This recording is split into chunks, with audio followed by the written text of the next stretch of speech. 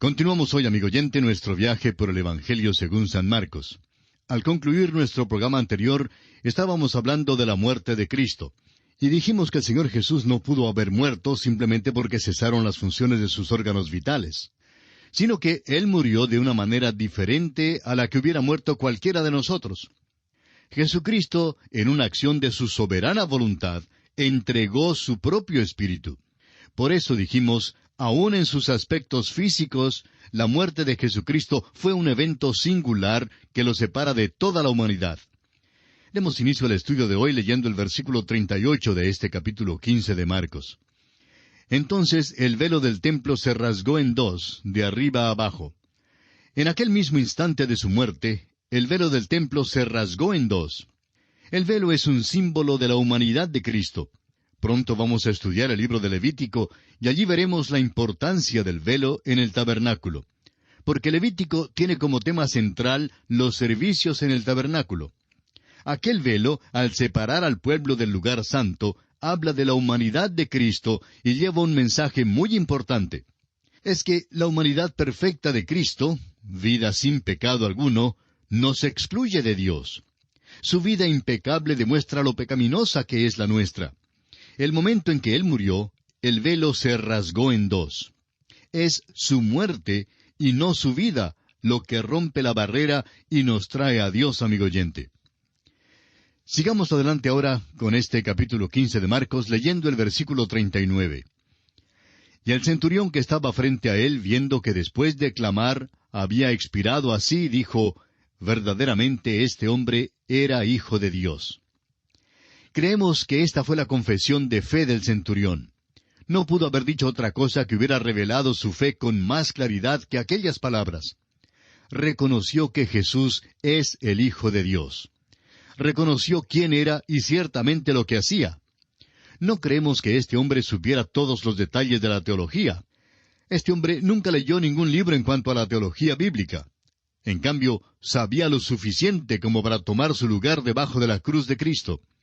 Y eso es, amigo oyente, todo lo que Dios pide que haga el pecador. Nos pide venir a Él por la fe. Y esto es precisamente lo que hizo este hombre. Debemos recordar que era un pagano romano y que tenía el trabajo cruel de crucificar a los hombres. Pero su corazón se enterneció ante esta experiencia allí al pie de la cruz. Leamos ahora los versículos 40 y 41 de este capítulo 15 de Marcos. También había algunas mujeres mirando de lejos, entre las cuales estaban María Magdalena, María la madre de Jacobo el menor, y de José y Salomé, quienes cuando él estaba en Galilea le seguían y le servían, y otras muchas que habían subido con él a Jerusalén. En estos versículos vemos algo en cuanto a las mujeres que estaban presentes. Es interesante notar que las mujeres fueron las últimas que se quedaron cerca de la cruz y las primeras en llegar al sepulcro. Estas mujeres estaban mirando desde lejos, según este pasaje, pero fueron las que permanecieron fieles a Jesús hasta el fin. No olvidemos que sus discípulos y apóstoles ya habían sido dispersados. Notemos también que hay otras mujeres que no son nombradas aquí, porque dice, y otras muchas que habían subido con él a Jerusalén, en el versículo 41. Continuando ahora con este capítulo 15 de Marcos, leamos los versículos 42 al 45. Cuando llegó la noche, porque era la preparación, es decir, la víspera del día de reposo, José de Arimatea, miembro noble del concilio, que también esperaba el reino de Dios, vino y entró osadamente a Pilato y pidió el cuerpo de Jesús. Pilato se sorprendió de que ya hubiese muerto, y haciendo venir al centurión le preguntó si ya estaba muerto. E informado por el centurión, dio el cuerpo a José. Esto es algo que es muy interesante y debemos notarlo. José de Arimatea era un seguidor poco conocido de Jesús.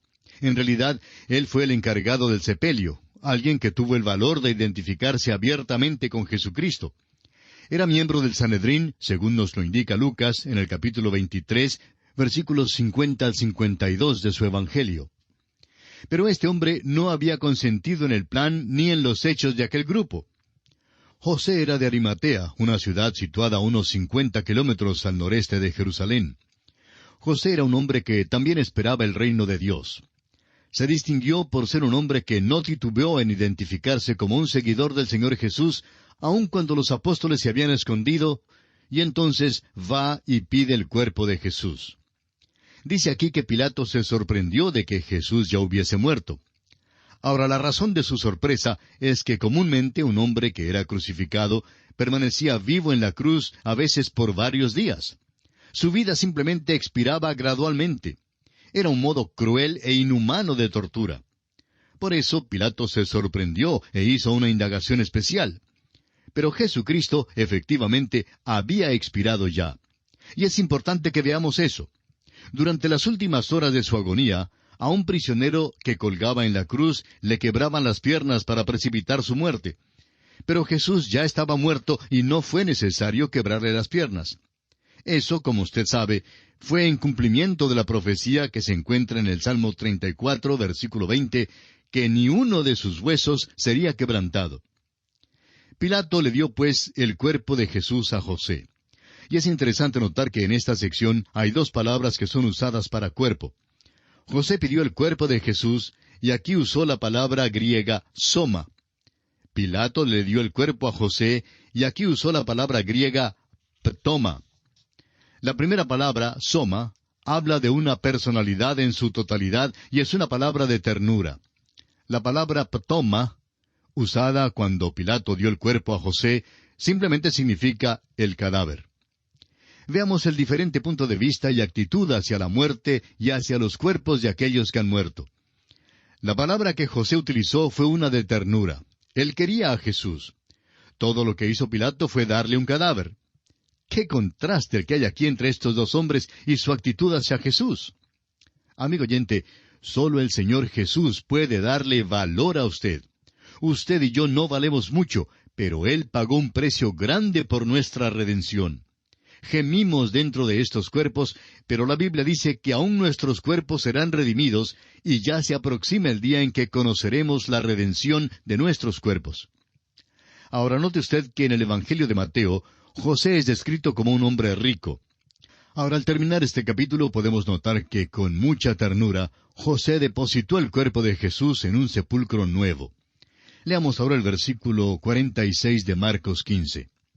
El cual, es decir, José, compró una sábana, y quitándolo, lo envolvió en la sábana, y lo puso en un sepulcro que estaba cavado en una peña, e hizo rodar una piedra a la entrada del sepulcro. Esa entrada fue sellada. Hizo rodar una piedra a la entrada del sepulcro, y los romanos pusieron soldados de guardia. Así lo expresa Mateo en el capítulo 27, versículo 66. Leyendo ahora el versículo 47 de Marcos capítulo 15, dice: Y María Magdalena y María, madre de José, miraban dónde lo ponían. Amigo oyente, es interesante notar que las mujeres fueron las únicas que mantuvieron el duelo. Estuvieron con Jesús hasta el mismo fin. Tenemos que expresar que Dios bendiga a las mujeres. Y así concluye el capítulo 15 de este Evangelio según San Marcos. Llegamos ahora al capítulo 16. En este capítulo estudiaremos la resurrección y la ascensión de Jesús.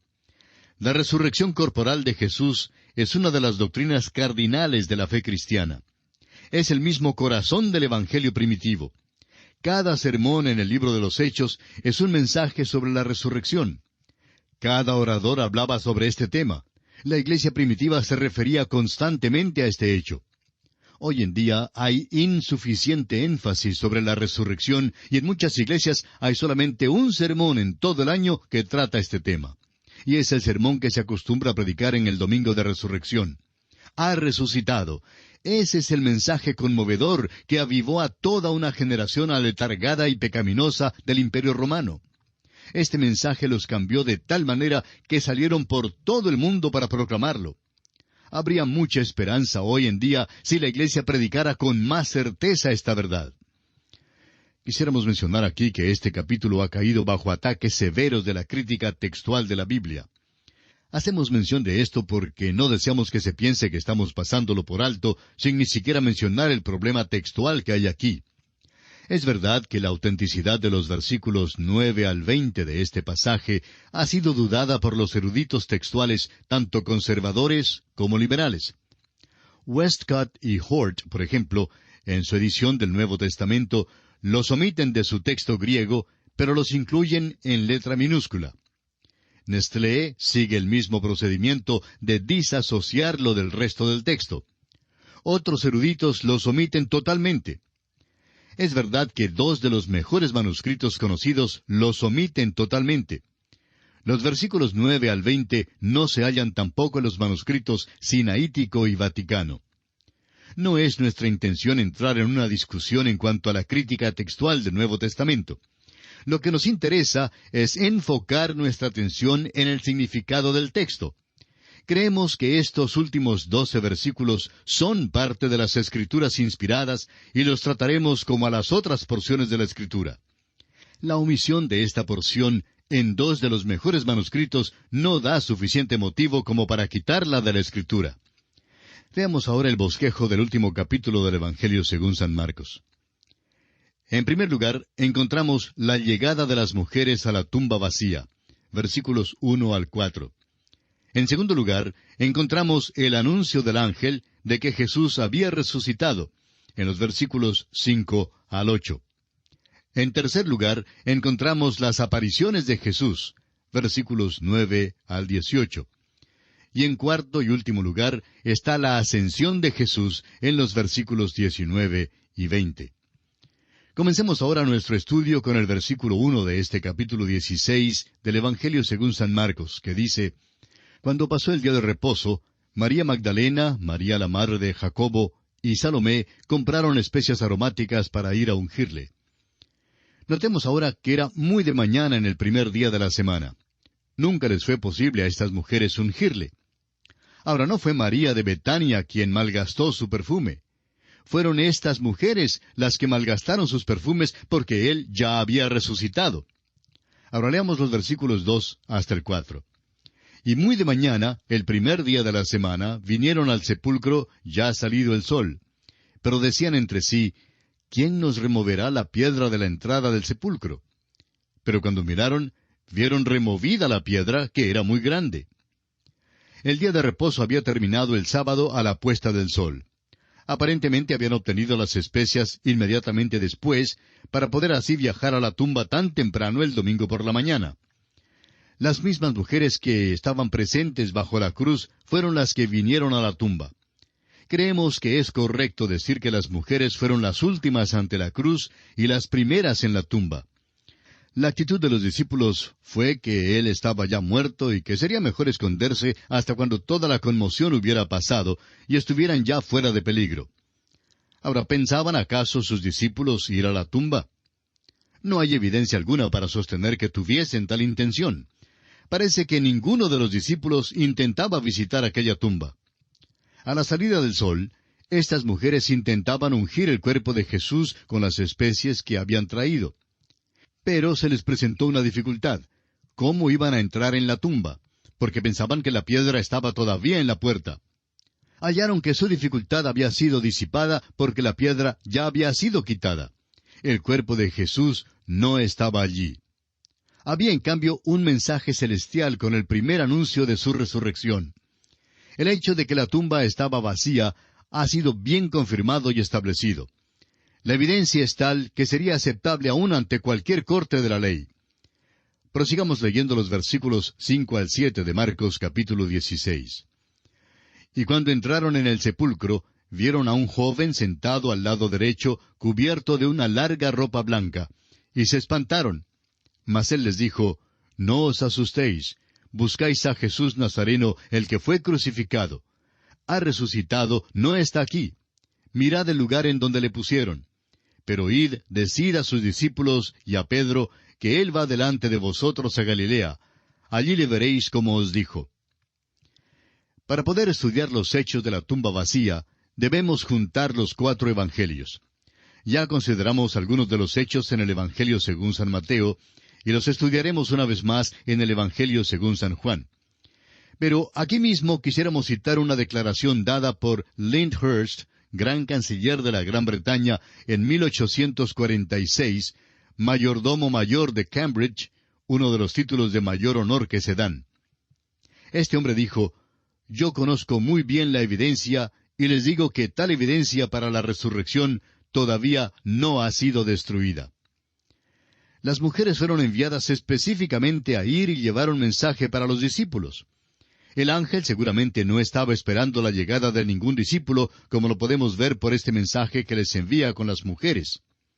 Ellas debían decir a los discípulos que Jesús se reuniría con ellos en Galilea como les había prometido. Juan, capítulo 21, nos habla en cuanto a aquella reunión extraordinaria, y la miraremos más de cerca cuando lleguemos al Evangelio de Juan en nuestro estudio. Ahora, de este capítulo 16 de Marcos, leamos el versículo 8. Y ellas se fueron huyendo del sepulcro porque les había tomado temblor y espanto, ni decían nada a nadie porque tenían miedo. Bueno, usted bien puede imaginarse el asombro de estas mujeres. Quedaron desconcertadas. Pero francamente, no nos parece que este sea un lugar apropiado para terminar el Evangelio de Marcos, como alegan algunos de los críticos. Llegamos ahora a la sección que no está incluida en todos los manuscritos, pero que, sin embargo, creemos que es la palabra de Dios. Leamos los versículos 9 hasta el 12. Habiendo pues resucitado Jesús por la mañana, el primer día de la semana, apareció primeramente a María Magdalena, de quien había echado 7 demonios. Yendo ella, lo hizo saber a los que habían estado con él, que estaban tristes y llorando. Ellos, cuando oyeron que vivía, y que había sido visto por ella, no lo creyeron. Pero después apareció en otra forma a 2 de ellos que iban de camino yendo al campo. Marcos deja sentado que él no había seguido un orden cronológico en su Evangelio, pero ahora dice específicamente que este es el orden de estos sucesos. Es un orden cronológico. Jesús apareció primero a María Magdalena. Los discípulos no le creyeron en lo absoluto a María Magdalena. Después apareció a otros 2 que caminaban en el campo. Lucas, en su Evangelio, nos da el relato de aquel caminar hacia Emaús. Sigamos adelante ahora con los versículos 13 y 14 de Marcos 16. Ellos fueron y lo hicieron saber a los otros, y ni aun a ellos creyeron. Finalmente se apareció a los 11 mismos, estando ellos sentados a la mesa, y les reprochó su incredulidad y dureza de corazón, porque no habían creído a los que le habían visto resucitado. Como usted ve, amigo oyente, Marcos no incluye todos los detalles, pero declara el orden en que sucedieron estos eventos. Ahora, en el versículo 15, tenemos una orden explícita de Jesús. Leamos. Y les dijo, Id por todo el mundo y predicad el Evangelio a toda criatura. Este ha sido un Evangelio de acción. Ahora Jesús dice a sus discípulos que se muevan, deben ir. Y este Evangelio nos está diciendo que debemos también ser hombres y mujeres de acción para con Dios. ¿Qué está haciendo usted, amigo oyente, para divulgar la palabra de Dios? Ese es nuestro trabajo.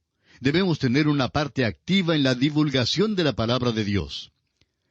En el versículo 16, Jesús da otras instrucciones. El que creyere y fuere bautizado será salvo, mas el que no creyere será condenado. No dice aquí que si usted no es bautizado será condenado. Este versículo no enseña que el bautismo es necesario para la salvación, sino que la persona que ya ha aceptado a Jesucristo como su Salvador personal debe ser bautizada. Lo único que trae la condenación eterna es el rechazo de Jesucristo. El Evangelio según San Juan nos dice en el capítulo 3, versículo 36, que el que cree en el Hijo tiene vida eterna, pero el que rehúsa creer en el Hijo no verá la vida, sino que la ira de Dios está sobre él. Avancemos algo más con los versículos 17 y 18 de Marcos, capítulo 16. Y estas señales seguirán a los que creen. En mi nombre echarán fuera demonios, hablarán nuevas lenguas, tomarán en las manos serpientes, y si bebieren cosa mortífera, no les hará daño. Sobre los enfermos pondrán sus manos, y sanarán. Amigo oyente, si usted desea aceptar cualquiera de estas señales, entonces debe aceptarlas todas.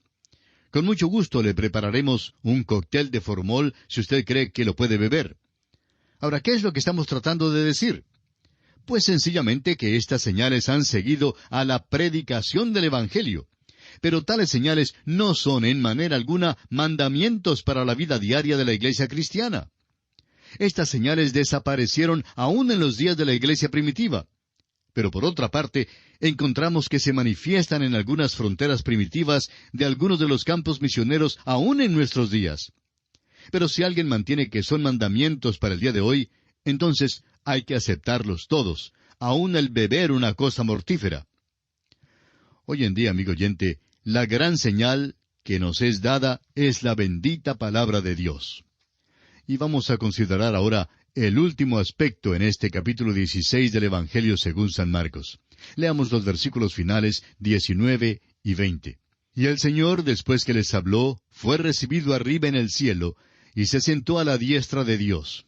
Y ellos, saliendo, predicaron en todas partes, ayudándoles el Señor y confirmando la palabra con las señales que la seguían. Amén. Esta es la declaración breve de Marcos en cuanto al gran hecho de la ascensión y el ministerio presente de Jesús a la diestra de Dios. El deber de los discípulos era el de llevar el Evangelio a toda criatura, y mientras se afanaban por cumplirlo, el Señor obró con ellos y confirmó la palabra con señales. Y así, amigo oyente, concluye el capítulo 16, y con este capítulo concluye también el estudio del Evangelio según San Marcos, el Evangelio de acción. Quiera el Señor que nosotros seamos hombres y mujeres de acción para Dios. Que Dios le bendiga es nuestra ferviente oración.